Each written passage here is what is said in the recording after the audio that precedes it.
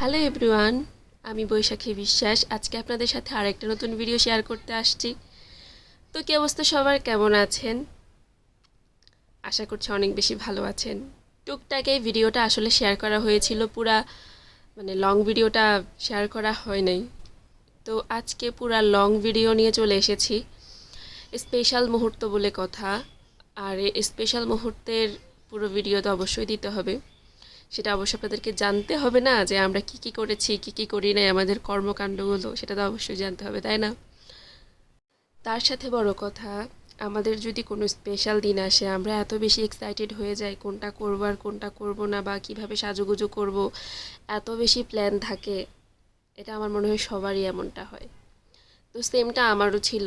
এই দিনটার জন্য আমার প্রায় অনেক দিন ধরে প্ল্যান ছিল যে কি করব আমরা, কোথায় যাব, কোথায় খাবো, হ্যান ত্যান, বা দুজন সেম ড্রেস পরবো, মেয়েকে কি পরাবো, সব বিষয়ে। তো প্রথমে যেটা করেছিলাম, আমাদের প্রথমে প্ল্যান ছিল আমরা মন্দিরে যাব। তো আমার হচ্ছে কোথাও যাওয়ার সময় আমার তাড়াহুড়োটা বেশি থাকে, যার জন্য মন মতো বসে যে একটা মানে শান্তিতে একটু সাজবো ওই অবস্থা থাকে না, আমার খুবই তাড়াহুড়া থাকে। তো ওইদিকে তাড়াহুড়ো করে সাজি গুজি বের হয়েছি। পরে যখনই বের হয়েছি দেখলাম যে রাস্তাঘাট ফাঁকা, তার সাথে আর ইফতারের সময় ছিল, এর সাথে আকাশের অবস্থা ভালো না। তো ভাবলাম যে এটা ঠিক হয়ে যাবে, এটা কোনো ব্যাপার না। পরে আমরা মেট্রো করে ঢাকা বিশ্ববিদ্যালয়ে যাব। যখনই আমরা মেট্রোতে উঠছিলাম, ওই রকম না, হালকা বৃষ্টি আসছিল। ভাবলাম যে ঠিক হয়ে যাবে।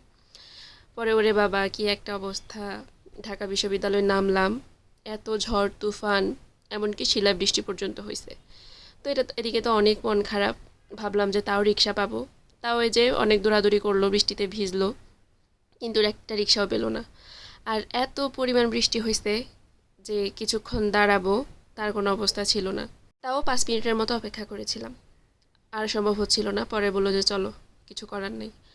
তো অনেক মন খারাপ হয়েছিল, ভাবলাম যে ভগবানের দর্শন করব, সেটা আর হলো না। পরে মন খারাপ করে আবার মেট্রো করে বাসার উদ্দেশ্যে রওনা দিলাম। কেন রে বাবা, স্পেশাল দিনগুলোতে যদি বৃষ্টি না হয় ভালো লাগে না? সবসময় বৃষ্টি একদমই ভালো লাগে না। মাঝে মাঝে ভালো লাগে, কিন্তু যদি কোনো স্পেশাল দিন থাকে, এরকম কোনো অবস্থার সৃষ্টি হয়, তাহলে কি আর ভালো লাগে বলেন? এরপরে যাই হোক, ভাবলাম যে বাসায় চলে যাব। পরে এত পরিমাণ মন খারাপ হয়েছিল, পরে বৃষ্টিটাও একটু কমছে। এরপর এই জায়গাটা আমার স্যার অনেক আগ থেকেই ঠিক করে রেখেছিল যে আমরা এখানে বসবো। এরপর চলে গেলাম লুমাতে। এখানে যাওয়ার পর মনটা একটু ফুরফুরা হইলো, যে না, কিছুটা হইলেও ভালো লাগতেছে। মেয়েটা অন্তত খুশি হয়েছে। মেয়ের সাথে কিন্তু মেয়ের মা আরও বেশি খুশি হয়েছে। তার কারণ প্রথম ধাপটা তো আমার খারাপভাবেই গেছে, এজন্য দ্বিতীয় ধাপটা না হয়ে একটু ভালোভাবে মজা মাস্তি করব। তো এদিকে আসার পর অনেকক্ষণ ঘোরাঘুরি করলাম। এটাতে প্রথম আসা হয়েছে, এর আগে আর আসি নাই। সুন্দরী ছিল মোটামুটি, ভালো লেগেছে। আর আসার পর তো আমার মেয়েদিকে কি খুশি, দৌড়াদৌড়ি লাফালাফি শুরু করে দিছে। মোটামুটি রেস্টুরেন্টটা ফাঁকা ছিল, তার কারণ তখন রোজা ছিল, এজন্য। ফাঁকা পেয়ে তো আমরা সেই হাঁটাহাঁটি মজা মাস্তি শুরু করে দিছি। এটা ছিল আমাদের রেস্টুরেন্ট, এরকম একটা অবস্থা হয়েছে আর কি। তো এদিকে আমাদের প্রথমে গুঞ্জনের বাবা পিৎজাটা অর্ডার করে নিল। পিৎজা অর্ডার করার কারণ হচ্ছে পিৎজা তার অনেক বেশি পছন্দ। পিৎজা না খেলে তো তার হবেই না। আর এইদিকে আমাদেরকে জিজ্ঞেস করা হলো যে গুঞ্জনকে চকলেটটা দিবে কিনা তারা, কারণ অনেক বাচ্চাদেরকে হয়তো বা চকলেট দেয় না মারা। আমিও দিতে চাই না, বিশ্বাস করেন, কিন্তু দিতে বাধ্য করে, এরকম একটা অবস্থা। তো আমি না করব কি, সে তো চকলেটের নাম শুনেই মহা খুশি। আর সে চকলেট খেতে খেতে আমাদের পিৎজা চলে আসছে। এরপর আমরা খাবো, মেয়ে পিৎজা খাবে না, এটা তো হতে পারে না। আমরা বাঙালি ভাই, আমাদের হাত ছাড়া কোনো অপশন নাই। আমরা সব কিছু হাত দিয়ে খেতে পছন্দ করি।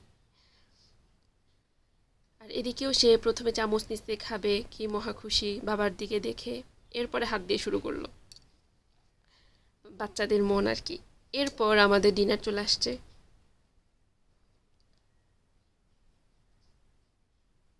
এটা পছন্দ ছিল আমার, আর এটা পছন্দ ছিল গুঞ্জনের বাবার।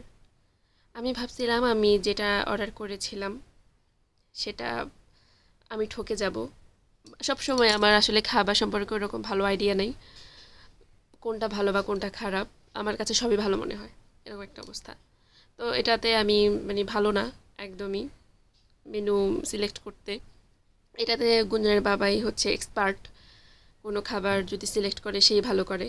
তো এদিকে আমারটাই ভালো ছিল নাকি, তারটা ওইরকম ভালো লাগে না। পরে আমরা দুজনে এটা ট্রাই করেছিলাম, মোটামুটি ভালোই ছিল। এরপর আমাদের খাওয়া দাওয়া ছবি তোলা শেষ করে আমরা এখন বাসার উদ্দেশ্যে রওনা দিব। সময়টা মোটামুটি ভালোই কেটেছিল, সেমভাবে মেয়েরও। মানে দিনটা প্রথমে খারাপ গেলেও লাস্টে কিন্তু ভালো ছিল। এরপর রিক্সায় উঠে গেলাম, আর রাস্তাঘাটে এত পরিমাণ মানে পানি জমে গেছে।